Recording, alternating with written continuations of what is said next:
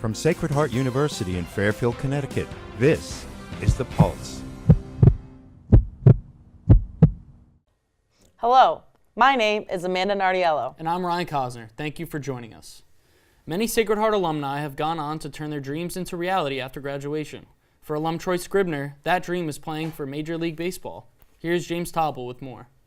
I had just walked into my hotel room and KJ, my manager, Keith Johnson, called me. He said, "Yo, you gotta come back to the clubhouse and pack your stuff. I think you're going to the show tomorrow."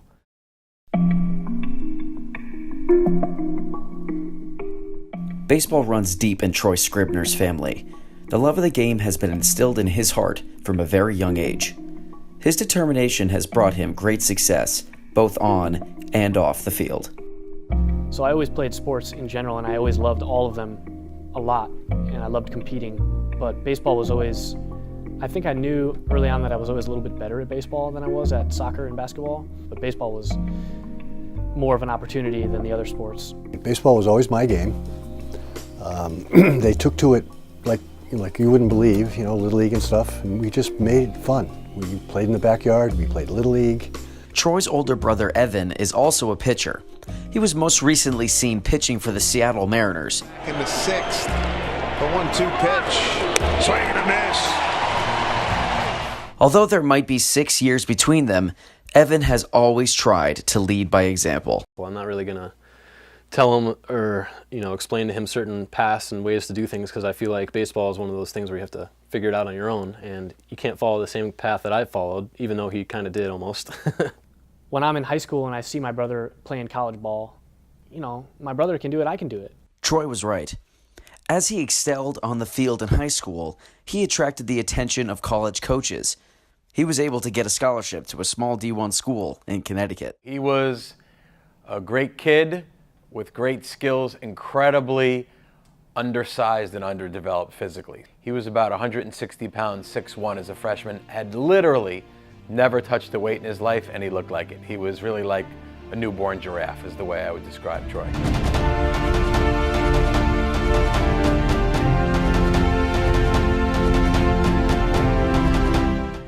When Troy got to Sacred Heart, he transformed himself. He worked tirelessly so that he would be the best. His hard work paid off.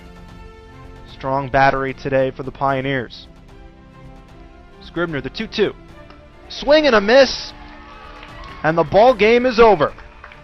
Fourth strikeout for Scribner, and it caps off a complete game win for the Sacred Heart Pioneers. He wanted the ball in the big spot. He loved being the big game pitcher, and he thrived in the big moment. In the playoffs, 2 years in a row. I mean, he was so consistent and so locked in. He literally delivered an unbelievable performance every single outing. He's the most consistent guy. Every time he went out, he was the best Troy Scribner he could be. Valuable player is Sacred Heart's Troy Scribner.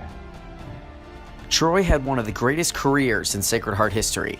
He walked away with 2 NEC championships, 2 all-conference selections, and a tournament MVP. Troy was signed to a professional contract with the Houston Astros, where he would start his professional career. As Scribner comes set, and the pitch, that swung on and popped up. This might do it. Scribner going over, so is the catcher Ben Boom. Ben Boom makes the catch. It's a 2-hit shutout for Troy Scribner. What a performance. Over the next 4 years, Troy was traded to the Los Angeles Angels organization, where he made it to AAA. In the summer of 2017, Troy was so close to achieving his lifelong dream, he could practically taste it. 8 strikeouts on his night, a season high. I had just walked into my hotel room, and KJ, my manager, Keith Johnson, called me.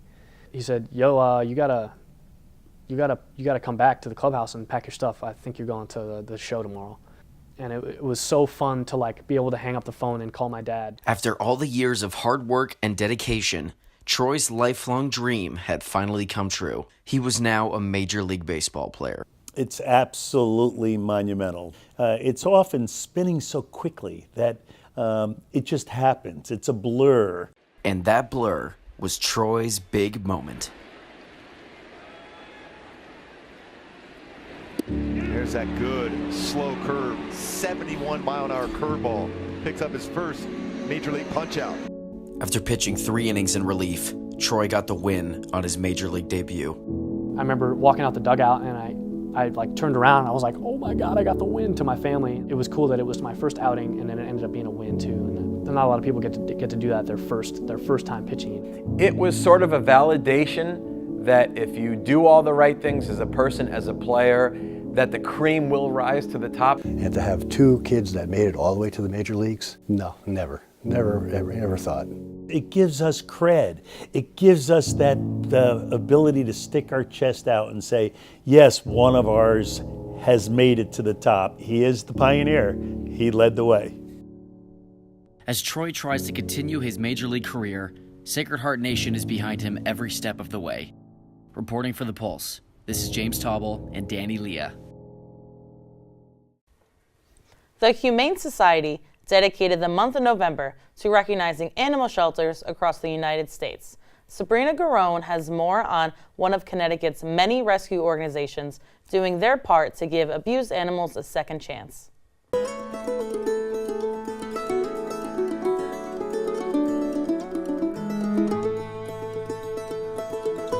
Animals can have a profound impact on people's lives. For Dr. Danowski, a media arts professor here at Sacred Heart University, her 3 rescue horses have helped her just as much as she has helped them. 7 years ago I moved in here, and a year after I moved in here I had brain surgery. I had something in my head. There was a malformed blood vessel that was leaking and bleeding, and when I got better I realized that there were some things I still wanted to do in my life, and one of those was, I wanted to be around horses. While teaching an advertising course a few years back, Dr. Danowski wanted to give her students an opportunity for some real-world experience. I wanted to have horses in my life, and I wanted my students to have a new challenge. So there's a horse rescue organization in Washington, Connecticut called H.O.R.S.E of Connecticut. Once I went there, I saw that it's a great organization, and for 2 or 3 years we did fundraisers and publicity and advertising for H.O.R.S.E of Connecticut. The humane organization representing suffering equines, or H.O.R.S.E of Connecticut, is a sanctuary dedicated to the rescue and rehabilitation of abused and neglected horses. Since 1981, volunteers have helped to save the lives of more than 700 horses. Once the horses have returned to good physical and mental health, they are placed up for adoption. Dr. Danowski was inspired to adopt 3 of the organization's horses, each with their own history of abuse. This is Cooper. He's a 16-year-old Haflinger pony. He was beaten and abused, and since then he's gotten healthier and he's happy, and he's the one who's in charge out here. This is Butterscotch. She's a Premarin mare, and she's had 6 babies. She was kept in a straight stall, and now she gets to run around and have fun. And this is Bo. He's a 29-year-old ex-show horse who was jumped too much, and so he has feet issues, but he came here 4 years ago with Cindy. According to the Humane Society, horses are among the most abused animals in the United States. Because state cruelty laws regarding horses and other livestock are weak, only the most shocking cases are reported, and few are ever prosecuted.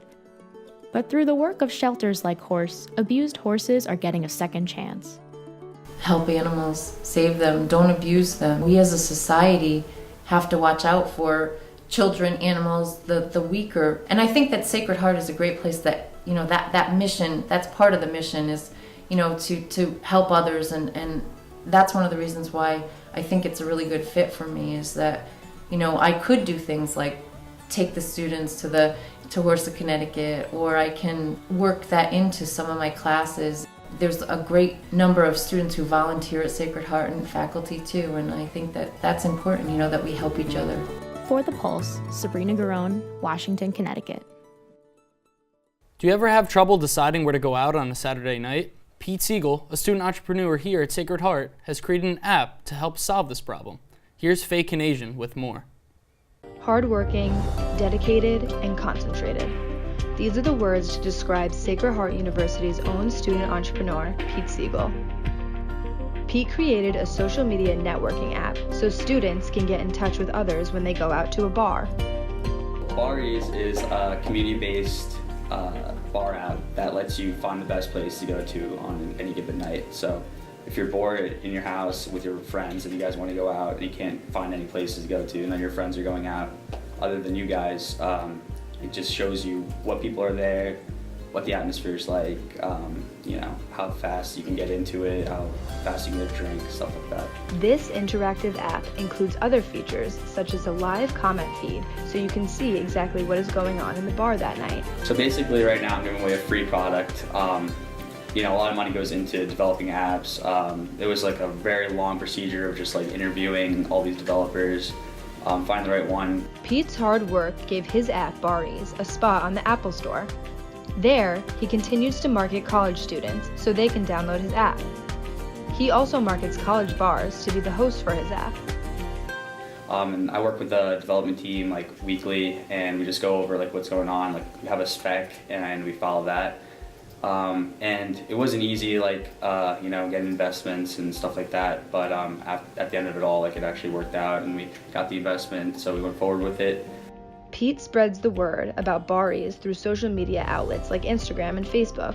The future is, like, depending on the amount of downloads I get so that we can eventually start making money. Once, like, people start using it, then, like, businesses see, like, potential for, like, profit. My inspiration is kind of seeing how these tech startups start. If you look at the founders of Snapchat, not many people downloaded the app initially. It took like until after the summer for them to start downloading it. And you know, he was confused, like he was a college kid just like me, like didn't really know where it was gonna go. You know, that's kind of like my driving force, that you never know what can happen. It could take off any moment and you could be really successful at the end of it. Pete's story shows it takes a lot of hard work to be a student entrepreneur, but if you reach for the stars, you never know where you might land. For The Pulse, Faye Canadian, reporting from Bridgeport. It was really impressive that he was able to create that app. Yes, I'm looking forward to downloading it. When we return, Sacred Heart Athletics gives back to the community through some friendly competition. Plus, a look at this holiday season's most anticipated new blockbusters. Stay with us. We'll be right back.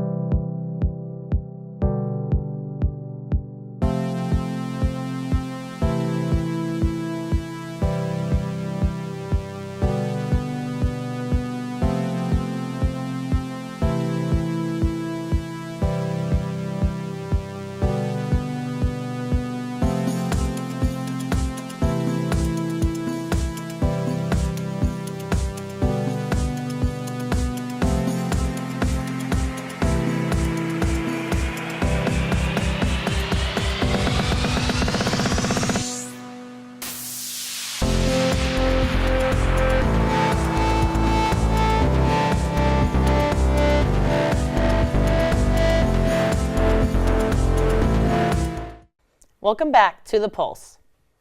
The Student Athletic Advisory Council, or S.A.A.C, encourages SHU athletes to impact the community through fundraising events throughout the year. Here's Will Callahan with more on their latest event. On Wednesday, November 15th, the Sacred Heart Student Athletic Advisory Council hosted its annual water pong event, the Hunger Games. The S.A.A.C's goal for the event is to raise canned goods for the St. Charles Food Drive. The entry fee is 12 canned goods per team, and the tournament is a win-or-go-home elimination format. Each team is guaranteed at least 2 games of water pong and cornhole, a newly added game for this year. In addition, there are prizes for best team costumes and names, as well as tournament champion. Of course, with such a popular event comes planning and preparation. My name is Josh Eisenberg. I am the co-president of the Student Athlete Advisory Committee, as well as senior captain for the men's volleyball team here. This year, my role is kind of to be in charge. We changed the event up just a little bit from years in the past, and that's kind of been in discussion with me, Randy, and Tammy as well, so I didn't want to delegate it to anybody else. This has kind of been a vision that we've had to change it up, make it a little better, more fun for everyone that's coming. And it's definitely stressful and definitely time consuming, but I think it's a really, really great event. It's a ton of fun. Every year people get more and more people, more and more cans for such a great cause that I can't help but put my all into it. It's a great fun way to get the community together here at SHU, but it's also giving back to the community that needs it. It's not just, exclusively to student athletes, it's for everyone who's not an athlete as well. I think the best part about this whole event and what makes it so great is that it really embodies what Thanksgiving is all about.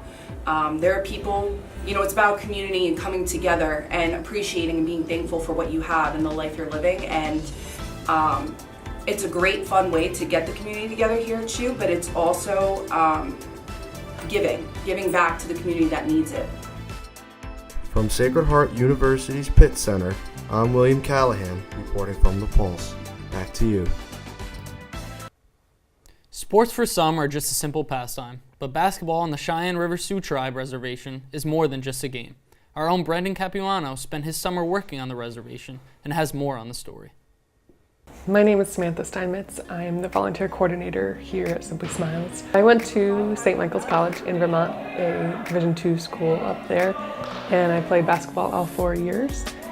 When I first started officially working for Simply Smiles, I went out to the reservation for the first time after I graduated from college, and it was very clear right away that basketball was a really big part of the culture out there. When we were building the real court outside, we had to make it super strong with everything that we do, because there's 80-mile-per-hour winds regularly where we work in South Dakota, and it gets to, it can get to negative 50 degrees over the winter, and so we wanted to make this court to really last. And the kids that came to basketball practice once a week, they didn't come to anything else. They wouldn't come to summer camp, they wouldn't come to our meals or our team programs even, because they're too cool for that. But they came to basketball practice, and, so that the kids could really actually improve, because they're really good. These kids have so much raw talent, but they don't often have the place to develop that talent into something that like a college coach might want to see. It just so happened that this May, the women's college basketball coach from Regis College came out just as a volunteer. She just signed up. It was one of the first practices that we had, and she ran it. And it was super exciting. The kids took it really seriously. She talked about things as simple as like making sure you look the coach in the eye when she's talking to you, or if you roll your eyes or are chewing your gum, you'll be on the line about to run sprints immediately. And so the kids listened to that, and it was a really great experience. And they did. We ran a lot of sprints throughout the summer, but the clinic every week was more to develop their skills and more to install in them that they are capable and worthy of going to college and playing basketball if that's what they want to do. So res ball is just basically street ball. The kids play outside, and they play just with so much passion all of the time. They have just really raw talent, and they can do passes without looking, and like the passes especially, they just like see and feel the court really well, and are always like there for one another, just kind of doing like tricks that actually work to get the ball in the hoop. Brendan Capuano, LaPlante, South Dakota. The end of the year brings us a multitude of big blockbusters for moviegoers to enjoy. Here is Joe Durante with more on this season's most anticipated new films.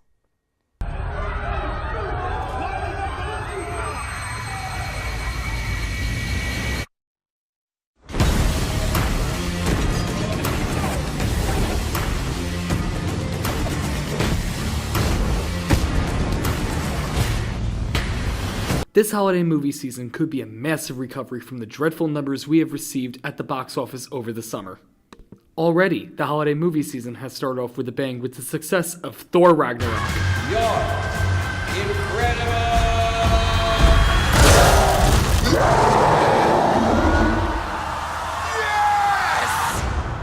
And now the movie I've been waiting for since I was 5 is finally opening this weekend. That is a little film called Justice League. What's it about? Batman, Superman, Wonder Woman, Aquaman, The Flash, and Cyborg team up to save the world. Ride ain't over yet. My man.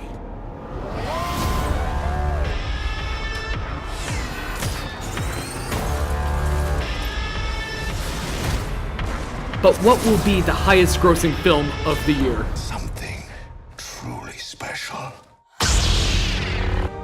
That would be a little indie film called Star Wars: The Last Jedi. Let the past die. Kill it. If you have to. It's expected to be the highest grossing film of the year. Let's see if they can live up to the hype. I need someone to show me my place in all this.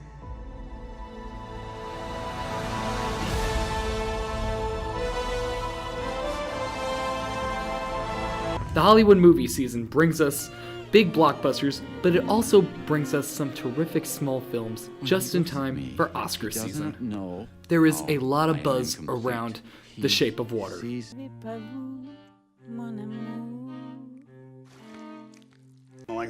Also, Meryl Streep and Tom Hanks team up for The Post. Do you have the papers? Not yet. Actor Kevin Spacey has gone from one of Hollywood's most beloved actors to one of Hollywood's most disgraced individuals. Due to his latest scandal, Spacey has not only been let go from TV's House of Cards and many other projects that were in development, he is also the face of the cutting room floor for Ridley Scott's All the Money in the World. My former father-in-law only buys the best.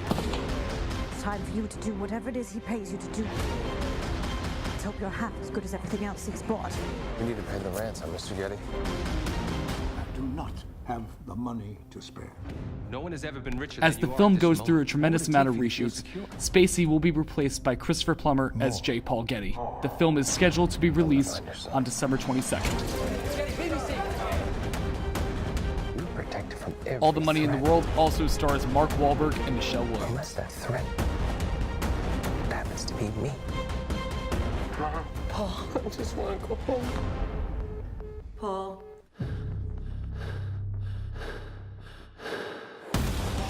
I didn't hire an ex-CIA officer just to pay people off.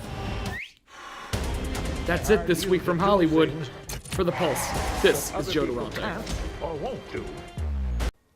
I'm really excited for the new Star Wars. It's going to be great. It looks great. I can't wait to see Thor. Coming up after the break, Sacred Heart commemorates one of history's most tragic events. Plus, how the Sacred Heart community celebrates the season of giving. Stay tuned.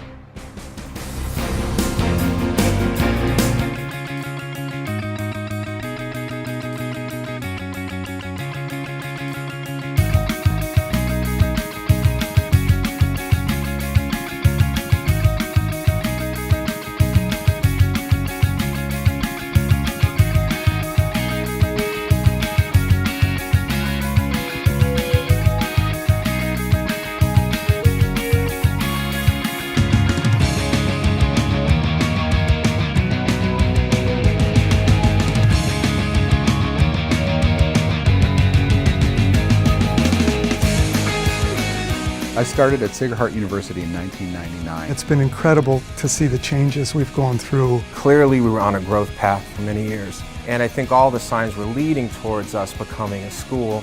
Being a school of communications allows us a lot of flexibility. It makes us more competitive with other schools. It's like we've really arrived, and I think we got here because of the great students who came before and kind of brought us to this point. Becoming a school really acknowledges all the amazing work that our students, our staff, and faculty do. Students get involved immediately here. You don't have to wait until you're a junior. You could come in as a freshman and get involved. We have organizations and clubs. It's very much about the future.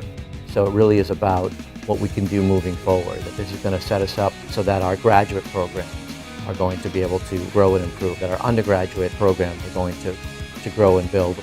All that's going to help us do what we've been doing all along even better.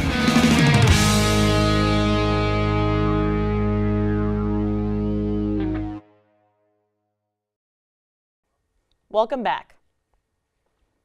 Although Sacred Heart is a Catholic university, the school prides itself on its openness and acceptance of people of all faiths.